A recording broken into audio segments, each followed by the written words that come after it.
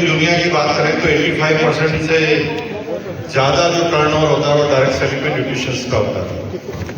और क्यों होता है इसके पीछे लॉजिक ये है क्योंकि जो प्रोडक्ट मार्केट में आसानी से मिलते हैं जिसके अंदर समझाने की जरूरत नहीं पड़ती वहां पर लोग वैल्यू एड करके कुछ भी देना नहीं चाहेंगे। जैसे आप मार्केट में डायरेक्ट सेलिंग के थ्रू शुगर लेकर जाएं तो शुगर में न समझना है न समझाना है, इसलिए सामने वाले को कभी भी उसकी वैल्यू पूरी नहीं मिलेगी, उसमें सबसे कम मार्जिन होगा। आपको आश्चर्य होगा कि राजस्थान में जो शुगर बिकती है अगर उसकी रेट होलसेल में 2000 रुपए का बोरा है तो 20 रुपए किलो में बेच देते हैं। अब सेम रेट में कैसे बेच देते हैं? उसका खाली बोरा 20 रुपए में बिकता है, उसी में मार्जिन होता है, इससे ज्यादा आप ले नहीं सकते। डायरेक्ट सेलिंग में जब हम अपनी स्किल को बढ़ाते हैं और सामने वाले को जब समझाते हैं तो उसी की वैल्यू बनती है। एक व्यक्ति अपनी गाड़ी ठीक करवाने के लिए गया, मैकेनिक के पास गया, मैकेनिक को बोला कि मेरी गाड़ी खराब है, तो मैकेनिक ने 2-3 बार इधर उधर देखा और देखकर एक हथौड़ा लाया और एक पर्टिकुलर जगह पर एक हथौड़ा मारा और गाड़ी स्टार्ट हो गई। सिर्फ एक लिहाज के बदले उसने पूछा, क्योंकि उसे पता था कि मैकेनिक ने बहुत बड़ा काम तो किया नहीं, तो उसने जेब में हाथ रखकर ऐसे रूटीन में पूछा जैसे अपने घर पर पूछते ना कई लोगों से चाय देंगे क्या, तो उसी तरह से उसने पूछा कुछ दूं? उसने कहा 500 रुपए। दिमाग खराब हो गया, यार ये 500 रुपए कैसे मांग सकता है इसे हथौड़े के? तो उसने तुरंत जवाब दिया कि सर आपने किया क्या है, मारा तो एक हथौड़ा ही है ना। तो सामने वाले का जवाब आया, हथौड़ा फ्री में है, आपके सर पे मरवा दो। ये तो पैसा उछालता है कि मैंने ये सीखा है कि किस आवाज पर कहां हथौड़ा मारना है। तो डायरेक्ट सेलिंग में स्पेशली न्यूट्री चार्ज में अगर आपने स्किल बढ़ाकर काम किया तो डायरेक्ट सेलिंग का ये प्रोडक्ट है और डायरेक्ट सेलिंग में आप नंबर 1 जाएंगे और न्यूट्री चार्ज की वजह से आएंगे। मेरा चार्ज न्यूट्री चार्ज। न्यूट्रिशन के जो प्रोडक्ट है इंडिया में जिसका मार्केट है लगभग 1,80,000 करोड़ का, और कोविड के बाद में लोग जो हैं स्वास्थ्य के प्रति काफी जागरूक हुए हैं। और डायरेक्ट सेलिंग में जो लोग हैं कि हम डोर टू डोर जाके लोगों से मिलके जब बात करते हैं लोगों से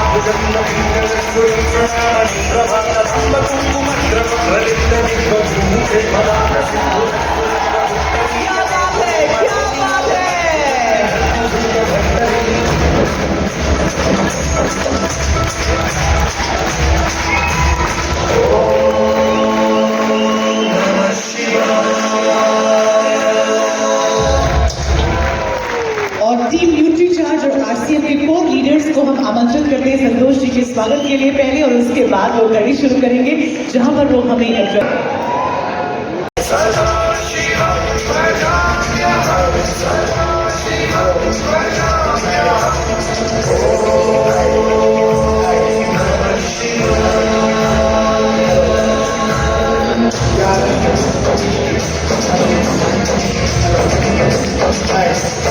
काफी खूबसूरत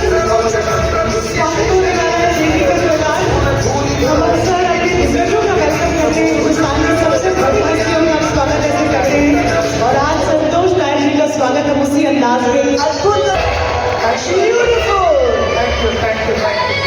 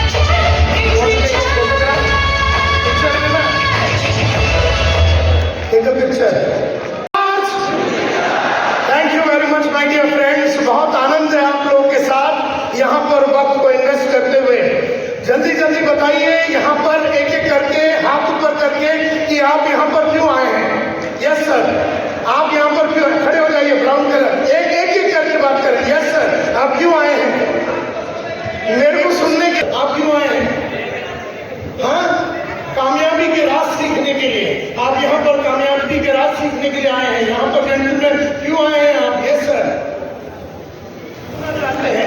ओके, आप में से कितने यस सर क्यों आए हैं आप यहाँ पर? टाइगर संतोष नायक बनने के लिए क्यों आए हैं आप यहाँ पर? शहंशाह बनने के लिए, बेचने की कलाकारी का शहंशाह बनने के लिए। चलिए कोई बात नहीं, आप लोग बैठ जाइए, मुझे बड़ी खुशी है। स्क्रीन दीजिए, स्क्रीन दीजिए। सबसे बड़ी बात तो आप लोग को सब मैं नजर आ रहा हूँ। मैं स्टेज पर नहीं जाता, मैं यहीं से बात करता हूँ। कि एवरीथिंग इज नॉट पॉसिबल। यहाँ पर लिखा हुआ एवरीथिंग इज पॉसिबल, लेकिन मैं बोलते करना चाहता हूँ कि आप लोग हमेशा ये सोचते रहेंगे हर चीज मुमकिन है करके। बस हर आदमी ये सोचता है कि मैं आरसीएम में ज्वाइन कर लिया तो मेरा सक्सेस हो जाएगा, एवरीथिंग इज पॉसिबल। आदमी को लगता है कि मैं टाई पैन लगा के लिपस्टिक पाउडर लगा के रोज सुबह उतर गया तो उसको लगता है कि उसको सक्सेस मिल जाएगा, एवरीथिंग इज पॉसिबल। ऐसा होता नहीं है, और ऐसा होता नहीं है वो इसलिए माय डियर गाइस, क्यों नहीं होता? इसलिए क्योंकि सेल्स जो है नैसर्गिक रूप में लोगों को नहीं आता है, नेचुरली नहीं आता है। सेल्स जो है बेचने की कलाकारी नैसर्गिक रूप में नहीं आती। नैसर्गिक रूप में मतलब है आपके माँ के कोख से आप लेके नहीं आते हैं, इसे बाहर आने के बाद सीखना पड़ता है। और खाली जुड़ जाने से किसी को आप कहेंगे ये सक्सेसफुल हो जाएंगे, इसे सेल्स की कलाकारी आ जाएगी, ये होने वाला नहीं है। एंड दैट इज व्हाई मैं बोलता हूँ कि एवरीथिंग इज नॉट पॉसिबल। वही सब है और एक स्किल है, वो एक शास्त्र है, वो एक कला है, और वो एक कौशल्य है। इस कला के स्टेप्स को सीखना पड़ता है, इसके आर्ट को परफॉर्म करना पड़ता है और स्किल को डेवलप करना पड़ता है। लेकिन आदमी जुड़ने के बाद ये नहीं करता, इसीलिए मैंने कहा एवरीथिंग इज नॉट पॉसिबल। के नैसर्गिक रूप में किसी ने अपने माँ के कोख से सीख के नहीं आता। उसके बाद सेल्स मैनेजमेंट जो है, अगर मेरे पास लोग जुड़ते हैं तो मैंने उसको मैनेज करना पड़ता है। मुझे उसे उठाना पड़ेगा, उसे मोटिवेट करना पड़ेगा, उस आदमी को सिखाना पड़ेगा, उसके गोल को सेट करना पड़ेगा, उसे रास्ता दिलाना पड़ेगा, उसके साथ मार्केट में जाना पड़ेगा। अगर मैंने आपको जुड़ा दिया, मैं आपका अपलाइन हूं, मैंने आपको जुड़ा दिया, लेकिन अगर मुझे सेल्स मैनेजमेंट नहीं आता, मुझे लोगों को मैनेज करने नहीं आता, मुझे लोगों से काम निकालने की कलाकारी नहीं आती, मुझे लोगों को मोटिवेट करना नहीं आता, मुझे लोगों को रास्ता दिखाने नहीं आता, मुझे लोगों को लीड करने नहीं आता, तो भी मैं पॉसिबल नहीं होगा, सब कुछ पॉसिबल नहीं होगा। क्योंकि सबसे पहला मुझे सेल्स आनी चाहिए, दूसरा मुझे सेल्स मैनेजमेंट आना चाहिए। यानी मुझे फील्ड में लेके जाना पड़ेगा तुम्हें, और तुम्हें दिखाना पड़ेगा कि माल बेचते कैसे हैं, लोगों को जुड़वाते कैसे हैं। इसका मतलब है मुझे करना पड़ेगा आई डू यू सी। जोर से बोलिए, मैं करके दिखाता हूं, तू देख। इसके बाद मुझे करना पड़ेगा यू डू आई सी। जोर से बोलिए।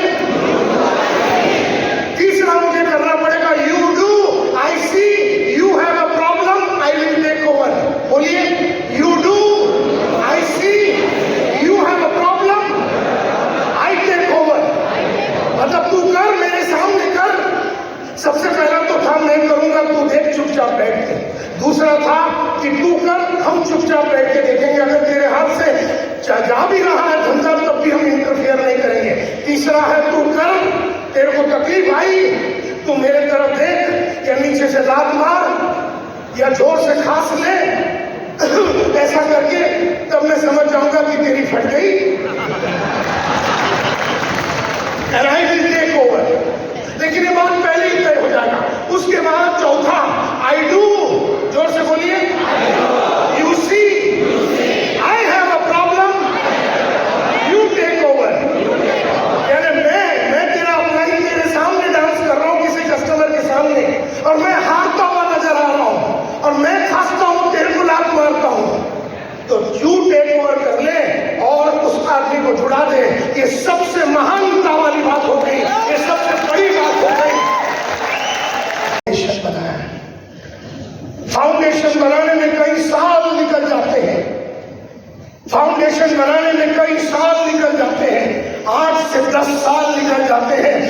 फाउंडेशन बनाने के लिए। लेकिन एक बार बन गई तो उसके ऊपर आप 50 माले का बिल्डिंग खड़ा कर सकते हैं, लगातार आप कमाई कर सकते हैं। लेकिन हम में से कईयों ने फाउंडेशन पे काम नहीं किया, और इसीलिए हम चाहते तो हैं कि एवरीथिंग पॉसिबल हो जाए, लेकिन एवरीथिंग होता नहीं। इसलिए क्योंकि फाउंडेशन पे हमने काम नहीं किया, और कई चीजों पे हमें जीत हासिल करनी पड़ेगी, कई चीजों पे जीत हासिल करनी पड़ेगी।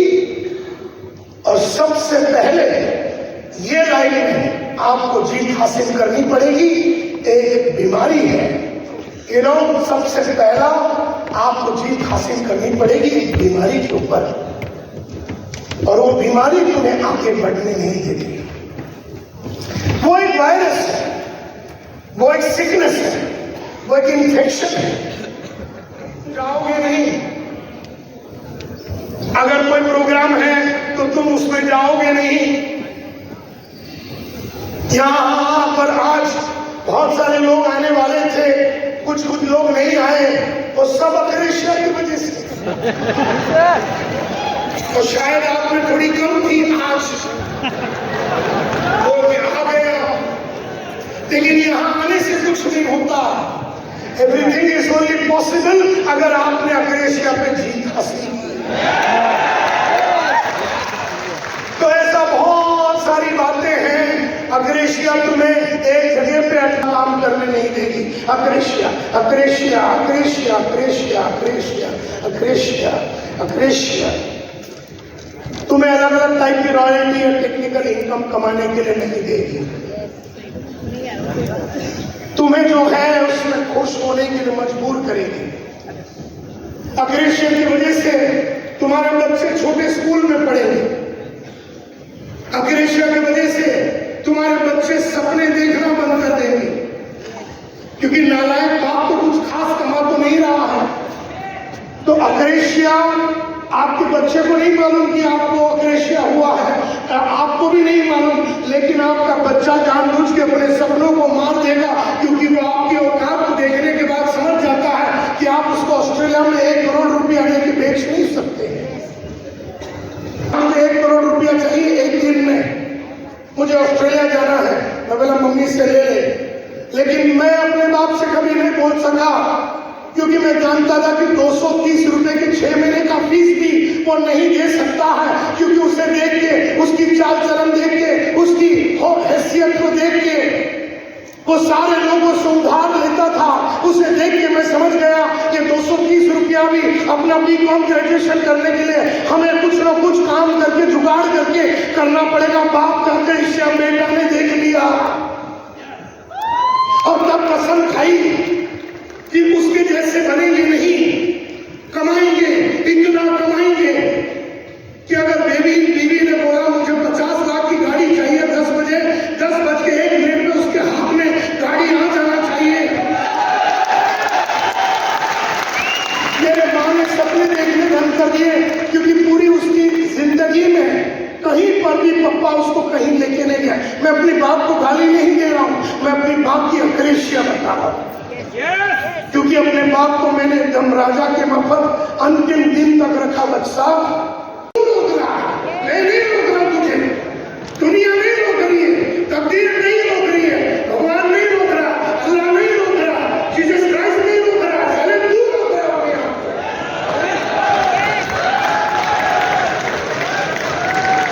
हम अक्रेशिया में क्यों है?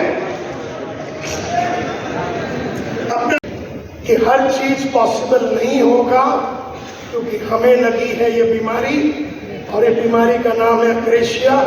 अक्रेशिया तुमसे वो करवाती है जो करना नहीं चाहिए, और तुमसे वो नहीं करवाना नहीं चाहते। हम बदलना नहीं चाहते, क्यों? परिवर्तित नहीं होना चाहते, क्यों?